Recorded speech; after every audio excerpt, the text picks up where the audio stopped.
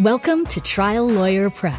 What if you could hang out with trial lawyers and jury consultants? Ask them about connecting with clients and juries more effectively.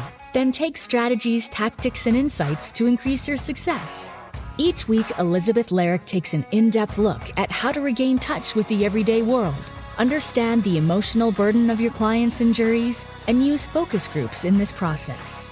Elizabeth is an experienced trial lawyer, consultant, and founder of Larrick Law Firm in Austin, Texas. Her goal is to help you connect with juries and clients in order to improve your abilities in the courtroom. Now, here's Elizabeth. Hello, and welcome back to the Trial Lawyer Prep podcast with your host, me, Elizabeth. Thanks so much for joining us on this podcast journey. I really appreciate it. We are almost to episode 100, which is very exciting. But today I want to talk about trial preparation organization. Lots of folks are going back to trial. Lots of things are being tried. It's very exciting. I'm so excited for folks because we are finally getting back into the groove. And some courts are even trying to groove a little faster, which is awesome. And I had a recent experience where I'm helping some folks get ready. We've done some focus groups and they're going to go to trial. And I was really impressed at their organization, how they had their team organized, how they had prioritized things, and how they were coming back around to that with about 30 days out of trial and going back through and fine-tuning whose job was what and what they expected. And it was really great. And I am grateful to be a part of being on that team to help with that trial. And knowing what my role is, of course, always helps me excel.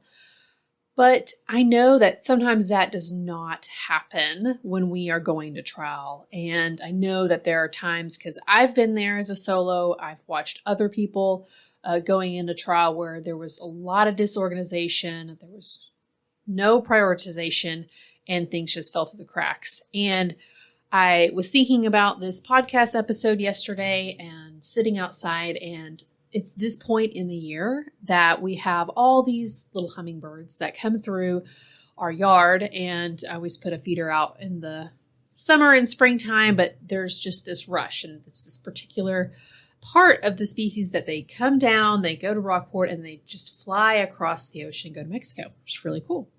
But they need a lot of energy to do that. What happens is normally we have one little resident hummingbird, and he just fights everybody off.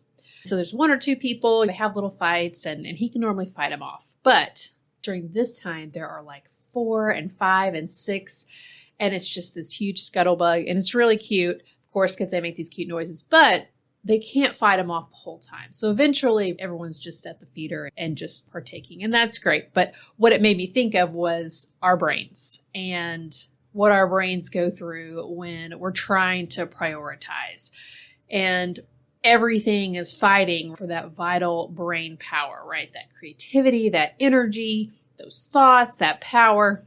And sometimes it's not a big deal. We have 1 or 2 things that we're handling in that week or coming up, or 3 things, maybe a couple of depositions, some intake calls, right? And we can prioritize that. Oh yeah, I'm going to do this. The depositions, of course, help cases. So I'm going to prioritize that. I'm going to use this time here. Intake call, not so much, but I'm going to do it. And we're able to organize our brain power and then know, I can't do that. Let me send it over to someone else. So we have time to make those decisions. But what I see oftentimes is when we come up to trial and we are getting in that 45-day range, that 30-day range, and it's 6 and 7 and 8 different things. It's motions in limine, it's deposition designations, it's outlining cross-exam, it's preparing witnesses, scheduling witnesses, getting a hold of those before and afters, working on that opening statement, fine-tuning that jury selection, or even just starting on all of these things. So they're all fighting, right, for our brain power. And when we don't have thoughtful prioritization and delegating, it just doesn't happen. And so what we end up having to do then is, what I see is a lot of people pick what they love to do, right? For example, if you really love cross-exam, like you're probably going to do the cross-exam outlines first, right? Ignoring everything else, opening statement, jury selection. Or what happens is you just have to sit down and go by deadlines, right? Which is the first that has to get done? Where's the biggest fire that we got to put out? And what is the right, quote unquote, prioritization when it comes to trial prep? I would think it totally depends, right? I don't think there's one right or wrong answer, but I think the whole point of the question is that you got to stop and take that time and be thoughtful before you have no time.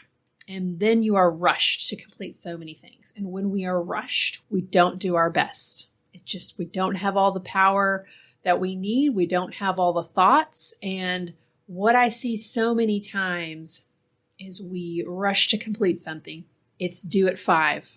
And we don't even complete it the day before and then have time to review. We have to complete it and send it in by that 5 p.m. or exchange it by 5 p.m. And you've missed something, right? Because we have rushed. And that's what we really want to avoid. We are trial lawyers. We love going to trial. And so sometimes I think we don't prioritize because we really don't want to go to trial. We're hoping that it'll settle at the last minute. And so we let a lot of these things slide down to that last minute.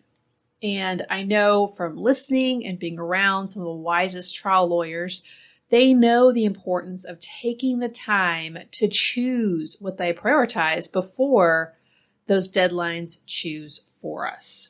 Because we know that rushing around really weakens our preparation and our product that we're putting out there.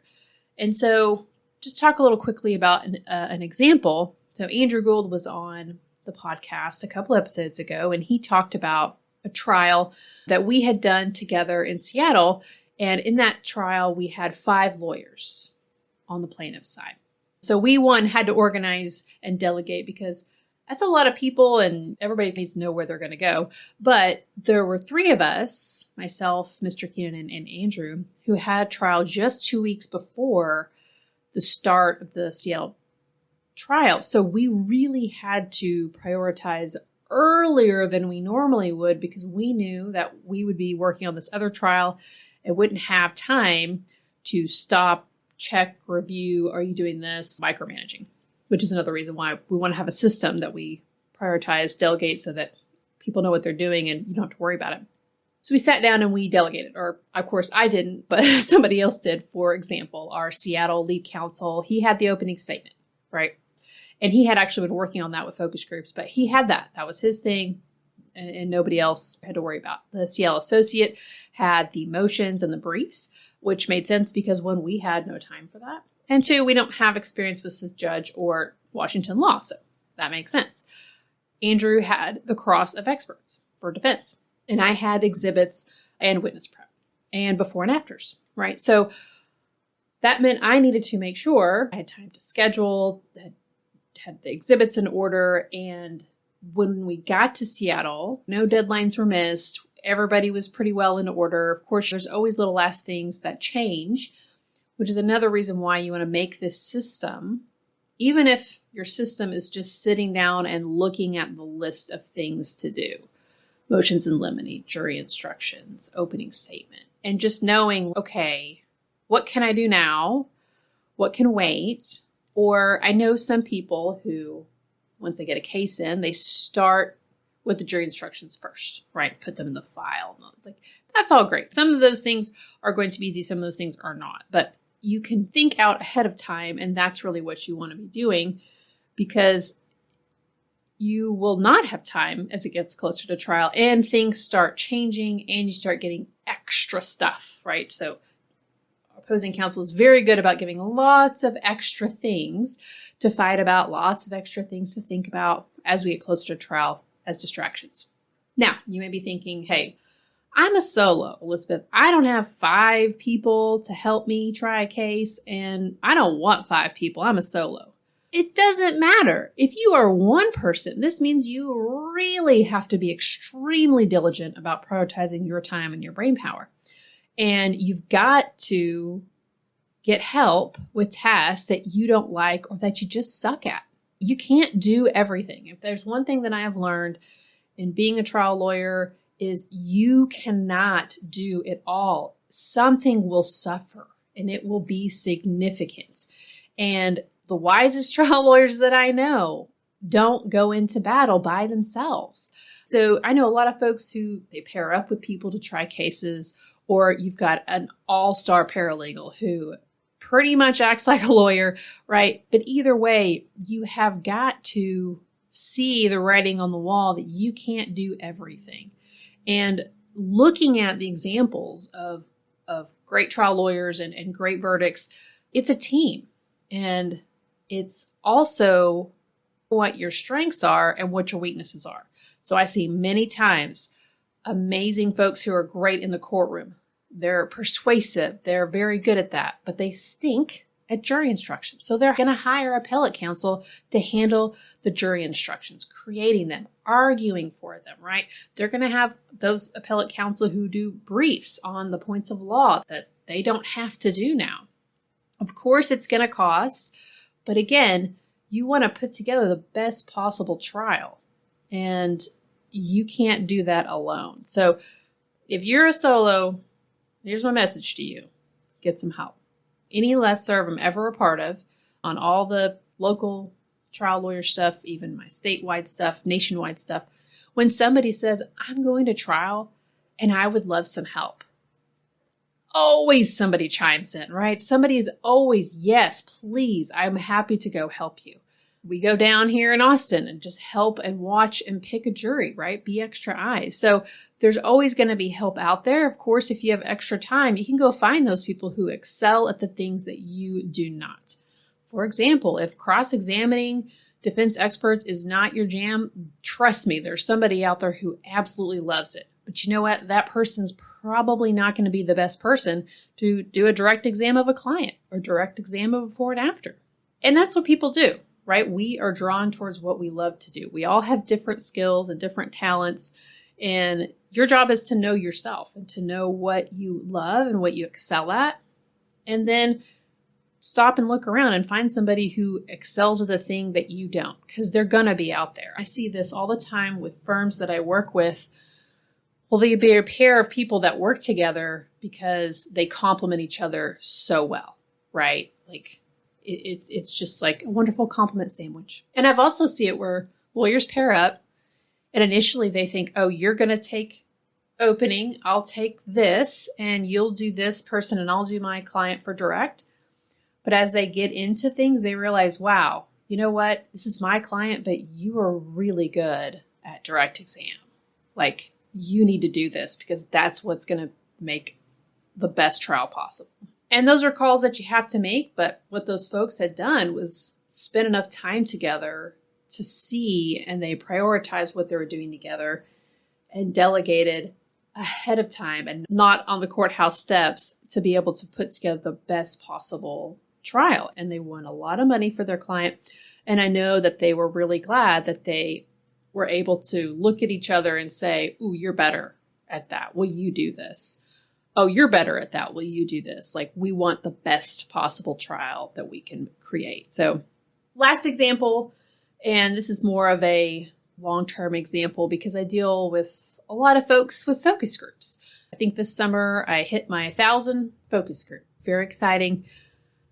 But what I see so often in doing focus groups with so many different folks is we get down, we're coming into trial, and we're going to do an opening statement, focus group. And they don't write it down. They just wing it on some points, an outline. And when I ask, did you write it down? I'll write it down later. I've talked to other trial lawyers and they wing it. When I know in my mind they don't wing it. I know for sure they don't wing it. They may look like they're winging it, but they've spent hours and hours of time knowing the file, working on that opening statement. So don't kid yourself to think the great people, the good lawyers, the trial lawyers with all this experience, they don't write it down. Yes, they do. And they work on it and they think about it. And I can tell you from my experience with Mr. Keenan, that was his greatest strength, was being able to sit almost in a meditative state and just think about a case and digest it and mull it over and think about it and think about it. And then he would make notes on his cell phone. And because he trained himself to do that, right? He's a busy guy. He goes and blows and does all kinds of stuff. That is his superpower, because that is the thing other people are not doing, is stopping and thinking and walking through that and mulling it over multiple times instead of just that one time or that maybe 2 times. Take the time to write things down.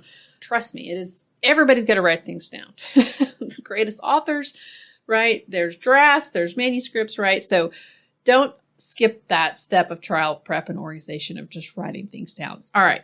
We started off talking about trial organization. I got a little bit off on a sidetrack in opening statements, but the episode is about just being intentional about creating a system that helps you prioritize all the tasks for trial, delegate the ones that you don't like, right? Find somebody to help you with those ones that you don't like so that you can really fine tune, give it the best possible outcome, put in the best possible work that you've got, your best product. That's what trial is about, and not winging it and not being rushed because you waited too late, because you let deadlines rule your prioritization and not your own thoughtful process. So I hope this was helpful. If you enjoy the podcast, please rate and review on your favorite platform. Send it to folks that you know that may be approaching a trial or have questions. For example, I got a call the other day about somebody who said, we're thinking about doing our own focus groups in-house. Could you field a call? And I said, I can, but I have, I think, at least 6 episodes on my podcast about DIY focus groups. So maybe start there. There's a free download. So anyhow, there's tons of resources. A lot of them are on the website, lyriclawfirm.com podcast. And until next time, thank you.